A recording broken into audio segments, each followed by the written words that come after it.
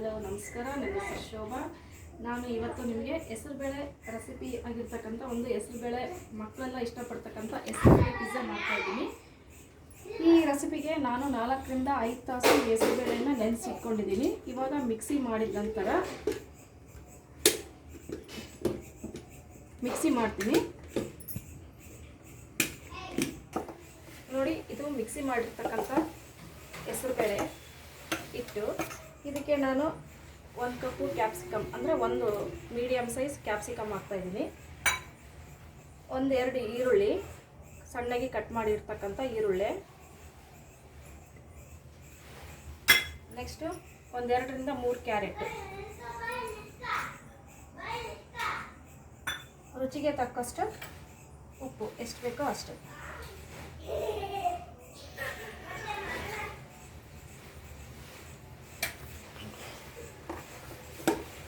ಜಾಸ್ತಿ ಇಂಗ್ರೀಡಿಯೆಂಟ್ಸ್ ಏನದಕ್ಕೆ ಬೇಡ. ಕ್ಯಾಪ್ಸಿಕಮ್ಮು, ಈರುಳ್ಳಿ, ಕ್ಯಾರೆಟ್. ಸ್ವಲ್ಪ ತಿಕ್ಕಾದರೆ ಸ್ವಲ್ಪ ನೀರು ಹಾಕೋಬೋದು ನೀವು.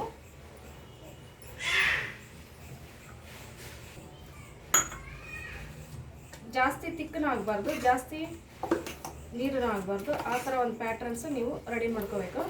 ಮೇನ್ ಇಂಪಾರ್ಟೆಂಟ್ ಇಂಗ್ರೀಡಿಯೆಂಟ್ಸ್ ಅಂದರೆ ಈನೋ ಹಾಕಿದರೆ ಯಾವುದೇ ರೀತಿ ಹಾರ್ಡ್ ಆಗೋದಾಗಲಿ ಆ ಥರ ಯಾವುದೂ ಆಗೋದಿಲ್ಲ. ಪ್ಯಾನ್ ಬಿಸಿ ಇದೆ. ಇವಾಗ ಒಂದು ಯಾವ ಥರ ಮಾಡೋದು ಅಂತ ಒಂದು ತೋರಿಸ್ತೀನಿ. ರೆಸಿಪಿ ಮಾತ್ರ ಸಖತ್ತಾಗಿರುತ್ತೆ ತಿನ್ನೋಕ್ಕೆ. ಮಕ್ಕಳು ಸಹ ಸಿಕ್ಕಾಬಟ್ಟೆ ಇಷ್ಟಪಡ್ತಾರೆ. ಇದರಲ್ಲಿ ಹೈ ಪ್ರೋಟೀನ್ ಮತ್ತು ರಿಚ್ ಆಗಿರ್ತಕ್ಕಂಥ ಹೆಸರುಬೇಳೆ ಅಲ್ವಾ, ರಿಚ್ ಆಗಿರ್ತಕ್ಕಂಥ ಪ್ರೋಟೀನ್ ಸಿಗುತ್ತೆ ನಮಗೆ. ಮಕ್ಕಳು ತಿನ್ನೋಕ್ಕೆ ಆಲ್ಮೋಸ್ಟ್ ಎಲ್ಲ ಮಕ್ಕಳು ತಿನ್ನೋಕ್ಕೆ ಬೇಜಾರು ಮಾಡ್ಕೊತಾ ಇರ್ತಾರೆ. ಈ ಥರ ಮಕ್ಕಳಿಗೆ ಮಾಡಿಕೊಡೋದ್ರಿಂದ ಇಷ್ಟಪಡ್ತಾರೆ. ನಾನು ಇದಕ್ಕೆ ಶ್ರೀ ಕೃಷ್ಣಾಜಿ ತುಪ್ಪ ಯೂಸ್ ಮಾಡ್ತಾ ಇದ್ದೀನಿ.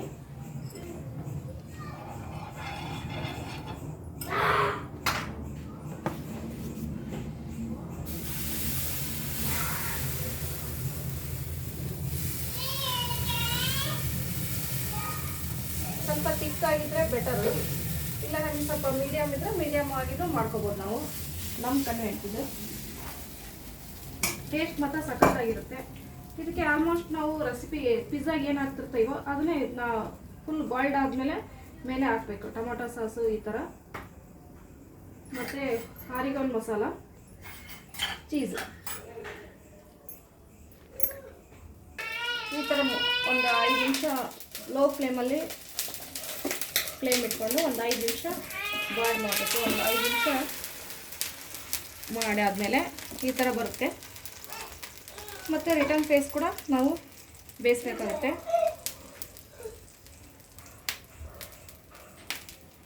ನೆಕ್ಸ್ಟ್ ಇದಕ್ಕೆ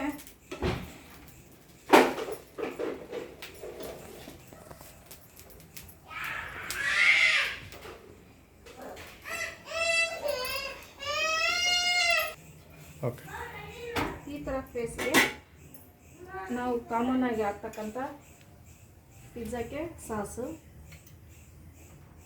ಲೋ ಫ್ಲೇಮಲ್ಲೇ ಇರಬೇಕು.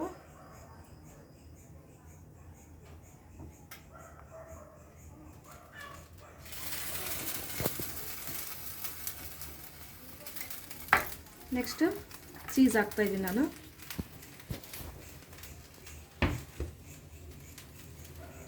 ನಮಗೆ ಎಷ್ಟು ಬೇಕೋ ಚೀಸ್ ಅಷ್ಟು. ಮಕ್ಕಳು ತುಂಬ ಇಷ್ಟಪಡ್ತಾರೆ ಚೀಸ್. ಆಲ್ಮೋಸ್ಟ್ ಸ್ವಲ್ಪ ಜಾಸ್ತಿನೇ ಹಾಕ್ತಾಯಿರ್ತೀನಿ ನಾನು.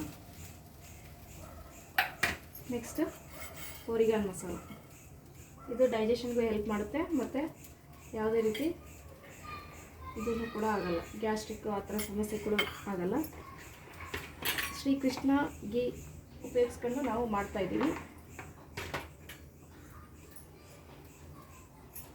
ಮತ್ತು ಮೇಲೆ ಸ್ವಲ್ಪ ಪೆಪ್ಪರ್. ಇವಾಗ ಪಿಜ್ಜಾ ರೆಡಿ.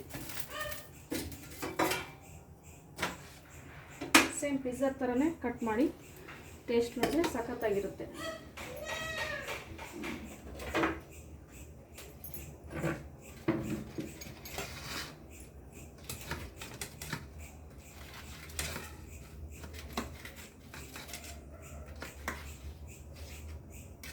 ಟೇಸ್ಟ್ ನೋಡಿ ಹೇಗಿದೆ ಅಂತ ಹೇಳಿ.